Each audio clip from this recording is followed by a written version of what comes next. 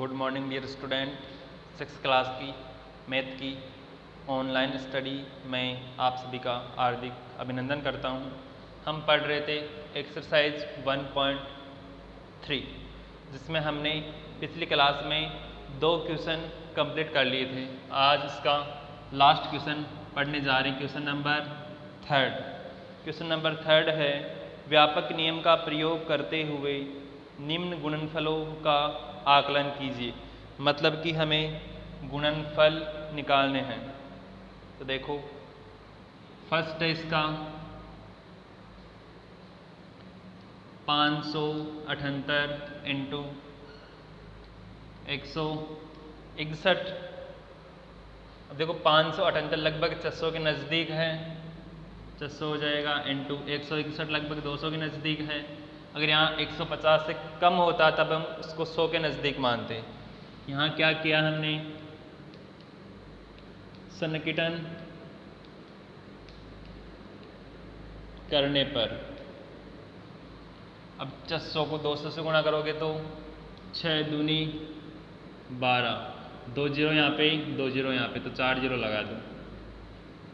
अगर इसको वैसे गुणा करना चाहो तो भी कर सकते हो, मैं एक बार करके बता देता हूँ। अगर गुणा नहीं आता है तो ये सीख लेना। यहाँ पे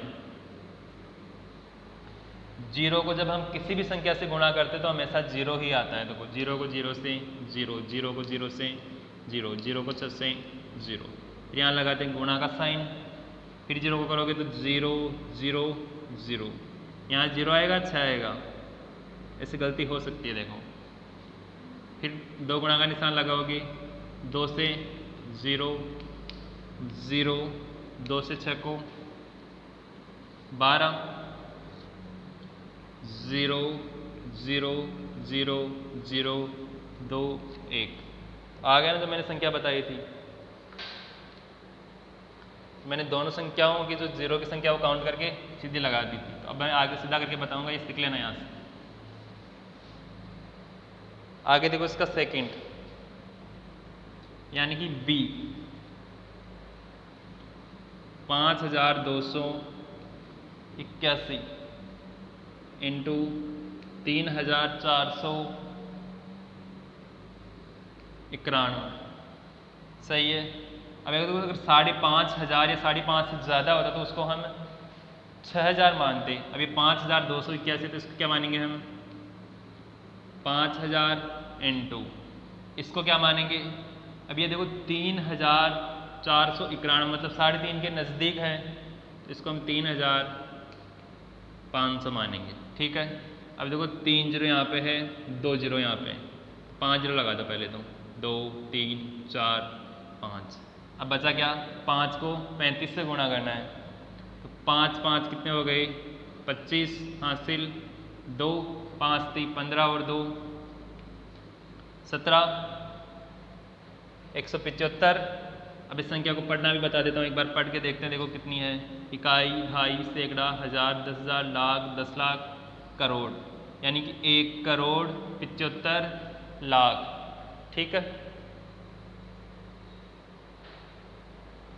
ये हो गए 2 क्वेश्चन इसके, 2 और बच रहे हैं, और बता देता हूँ। अब यहाँ पे लिख सकते हो कि सन्निकटन करने पर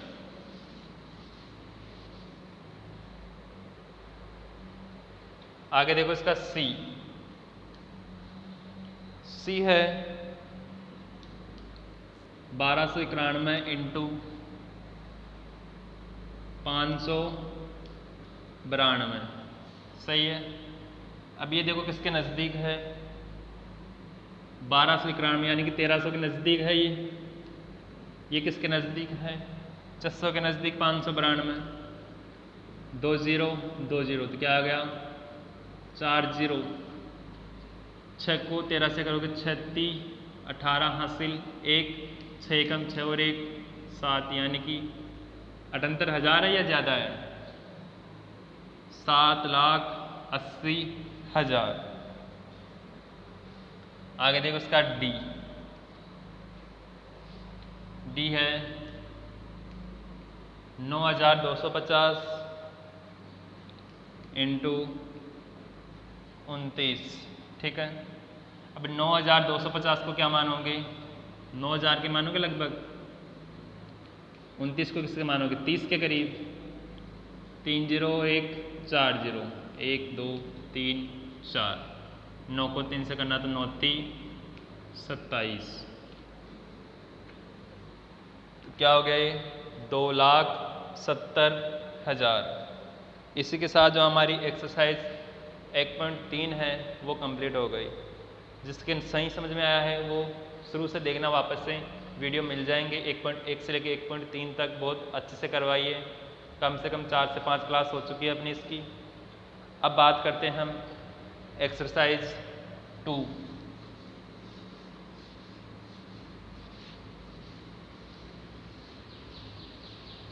देखो एक्सरसाइज नंबर 2.1।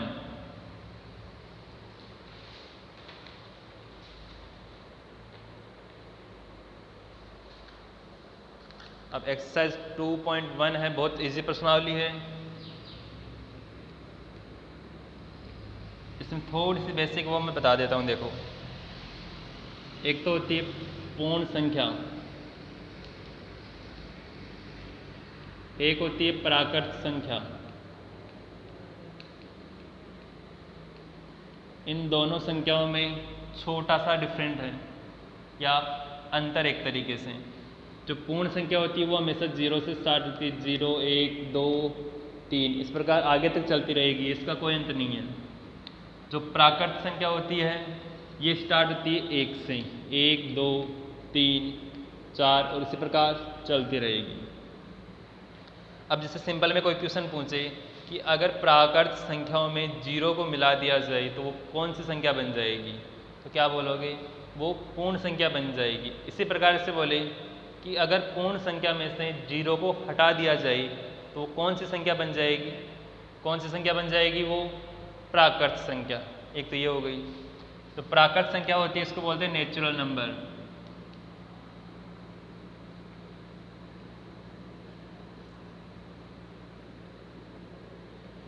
ठीक है। जो पूर्ण संख्या होती है उससे बोलते हैं होल नंबर। ठीक है।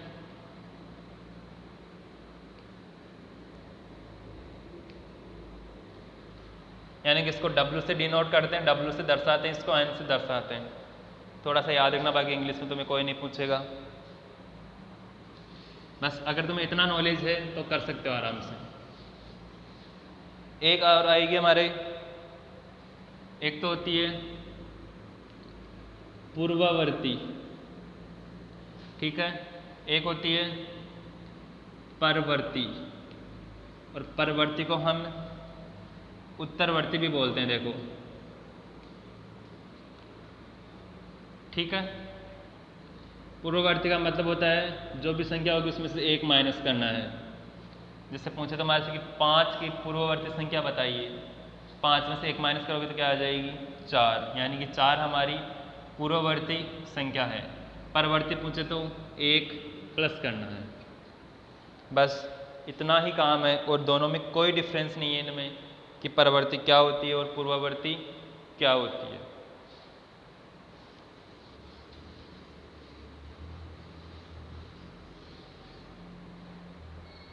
अब देखो इसका फर्स्ट क्वेश्चन। फर्स्ट क्वेश्चन है 10,999। अब कोई बता सकता है कि 10,999 या 1,09,99 है? पढ़ो यहाँ से। देखो, इकाई, दहाई, सैकड़ा, हजार, 10,000, 10,999 है ये। कि बोला 10,999 के बाद अगली 3 प्राकृत संख्या लिखिए। अब इसके प्राकृत पूछे या पूर्ण संख्या पूछे, आने वाली वही संख्या है। देखो 3 लिखनी है। देखो 10,999 प्लस 1 कितनी आएगी ये, 1 जोड़ो इसमें, 9 और 1 10, 0 हासिल 1, 9 और 1 10, 0 हासिल 1, 0 1 1, कितना हो गया 11,000। अब 11,000 में 1 जोड़ दो, 11,000 में कोई समस्या नहीं है। 0 1 1 2 0 है तो 2 0, फिर 11, फिर 11,000 1 में क्या जोड़ोगे 1 तो 11,002। ये हो गई 10,999 के बाद की 3 प्राकृत संख्या। ठीक है, इसके आगे है सेकंड क्वेश्चन। सेकंड क्वेश्चन है 10,001 से ठीक पहले आने वाली 3 पूर्ण संख्या लिखिए। 10,001 से पूर्व आने वाली मतलब या ठीक पहले आने वाली मतलब इसके माइनस करना है हमें एक तरीके से। देखो 10,001 माइनस 1, 10,001 में से 1 माइनस करोगे तो क्या आएगा? 10,000 ही आ जाएगा। आगे 10,000 में से 1 माइनस करो, 1 उधार लोगे यहाँ से, यहाँ लिख देता हूँ, थोड़ा सा तुम्हें समझने में दिक्कत आएगी वरना। 0 में से 1 नहीं घटा सकते, यहाँ भी नहीं, यहाँ भी नहीं, यहाँ भी नहीं, यहाँ है 1, यहाँ से 1 यहाँ आ गया, 10 हो गए। यहाँ वापस उधार लोगे तो 9 बच जाएंगे, यहाँ भी 9, यहाँ भी 9 और यहाँ कितने होंगे? 10। 10 में से 1 8 या 9, 10 में से 1 9, 9 के 9, 9 के 9, 9 के 9, तो क्या आ गई? 9,999। ठीक है, अब 9,999 से 1 माइनस करो तो 9,998। ये हो गई 3 पूर्ण संख्या 10,001 के पहले की। फर्स्ट और सेकंड क्वेश्चन हो गया।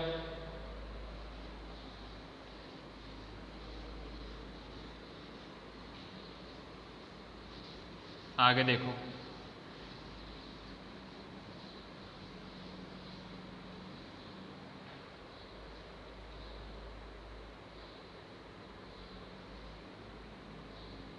Third question.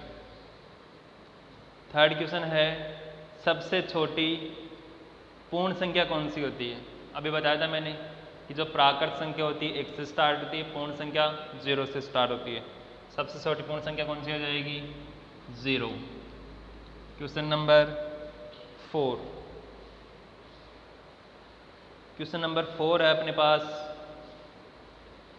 32 और 53 के बीच कितनी पूर्ण संख्याएं है? ठीक है, तो देखो 53 माइनस 32 माइनस 1। अब 53 में से 32 को घटा रही है तो समझ में आता है कि ये क्यों घटा रहे हैं, क्योंकि स्वयं संख्या है वो भी शामिल है। अगर ऐसे ना समझना चाहो तो मैं वैसे भी समझा देता हूँ। देखो 53 में से 32 घटाओ पहले तो, 3 में से 2 1, 5 में से 3 2 माइनस 1 क्या आ गया? 20।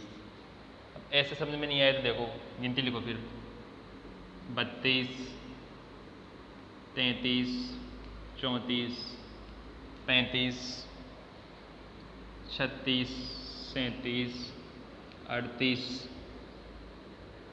39 40 41 42 43 44 45 46 47 48 49। कहाँ तक लिखनी है हमें? 53 तक। 50 51 52 और 53। हमें 53 और 32 के बीच की संख्या लिखनी है। देखो अब यहाँ से काउंट कर लो, 1 2 3 4 5 6 7 8 9 10 11 12 13 14 15 16 17 18 19 और 20। ये 20 आंसर आ गए। अब समझ में आ गया होगा कि मैंने 1 माइनस क्यों किया, क्योंकि एक खुद भी शामिल था इसमें, 53 और 32 खुद शामिल था, इसलिए इसको 1 माइनस और करना पड़ा।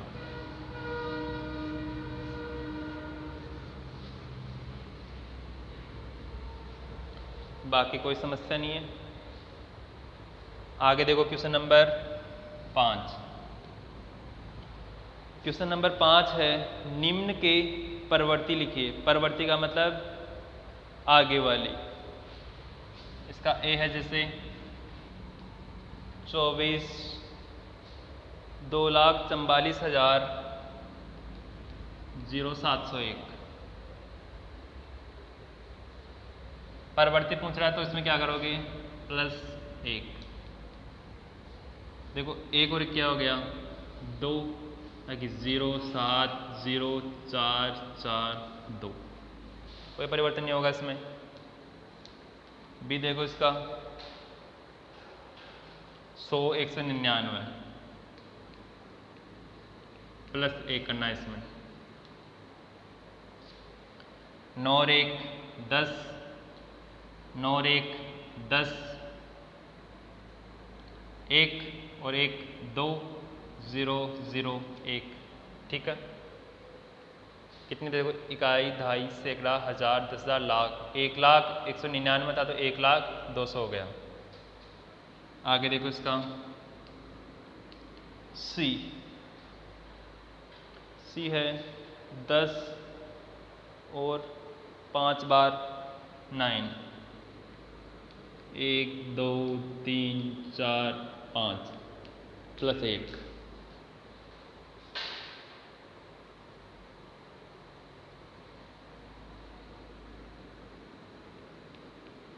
अब देखो ऐड करो इसको, 9 और 1 10 हासिल 1, 9 और 1 10 हासिल 1, 9 और 1 10 हासिल 1, 9 और 1 10 हासिल 1, 9 और 1 10 हासिल 1, 1 का 1, 1 का 1। सही है।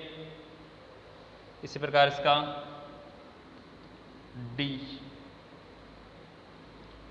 है 2 3 4 56 70 +1, 0 और 1 1 7 6 5 4 3 2। अगर किसी को जोड़ और बाकी आता है ना, वो आराम से ये कर सकता है। जिसको नहीं आता है वो नहीं कर सकता। तो अब 6th क्लास में आ गए तो जोड़ बाकी तुम्हें आना चाहिए। अगर वो भी नहीं आते तो सबसे पहले काम वही करना कि जोड़ बाकी गुणा भाग, जो मैथ का एक तरीके से आधार स्तंभ होता है, वह सीखना। आगे देखो इसका 6 नंबर का क्वेश्चन है। 6 नंबर का क्वेश्चन है, निम्न के पूर्ववर्ती संख्या लिखो। पूर्ववर्ती का क्या हो गया, मतलब माइनस करना है। यह है 94 -1 यानी कि 93। बी देखो इसका 1000 -1, 1000 में से 1 हटाओगे तो 999। थर्ड देखो इसका सी 20 80 90, 20 80 90। क्या करना है, इसमें से 1 माइनस करना है। 0 में से 1 जाएगा नहीं, यहाँ से उधार लोगे, यहाँ कितना बच गया 8, यहाँ 10 होगी, 10 में से गया तो 9 8 0 8 0 2। आगे देखो डी। सही है, डी है इसका 76 54 321, 76 54 321 -1। 1 में से 1 घटाओगे तो क्या आ जाएगा 0 2 3 4 5 6 7। अब मैं क्या कर रहा हूँ, केवल प्लस माइनस कर रहा हूँ और कुछ ही नहीं कर रहा हूँ। इसमें प्लस माइनस तो तुम्हें आनी चाहिए।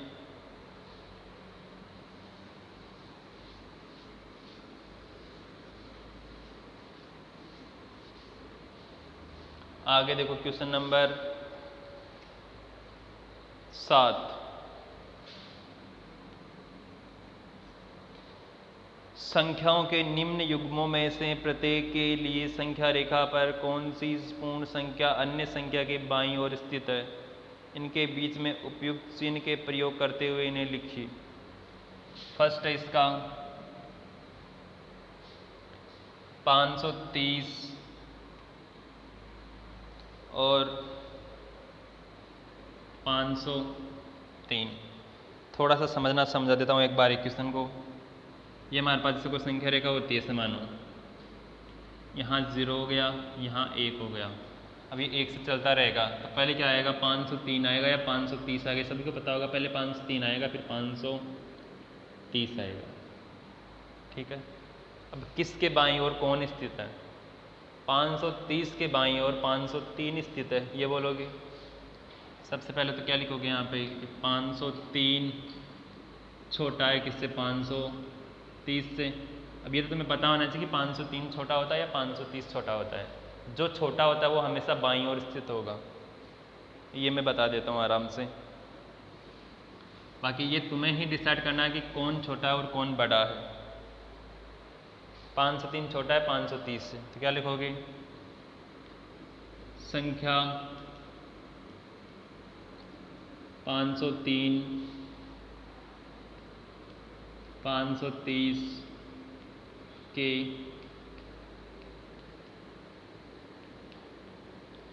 बाईं ओर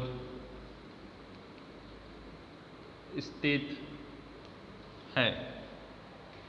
इसी प्रकार 370 और 307 है।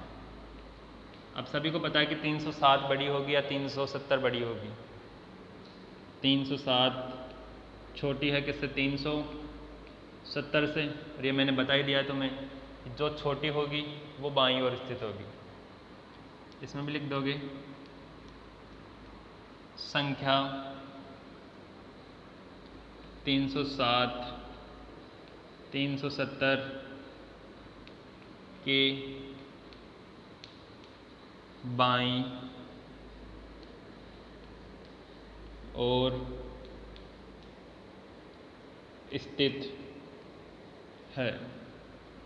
क्या लिखोगे, संख्या 307 370 के बाईं ओर स्थित है। आगे देखो सी।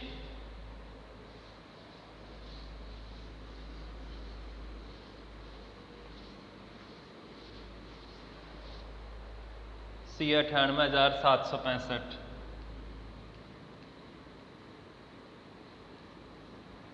और एक है 56,789। अब 98 वाला बड़ा होगा, 56 वाला छोटा होगा, सभी को पता है। तो ये लगा दी, यहीं पे लगा दो चाहे। 789 98,765 के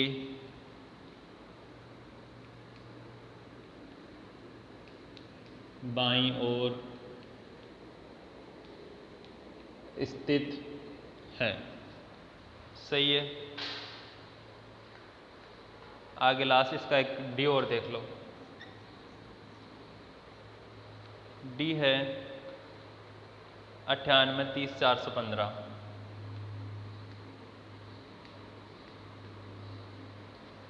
और सेकंड संख्या इसकी 100,23,001।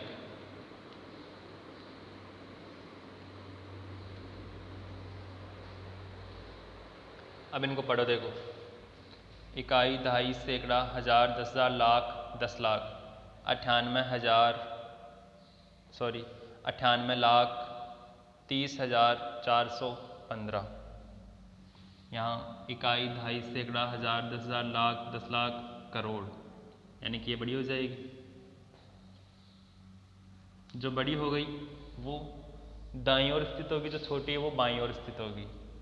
98,30,415 100,23,001 के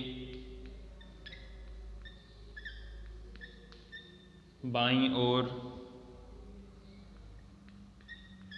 स्थित है।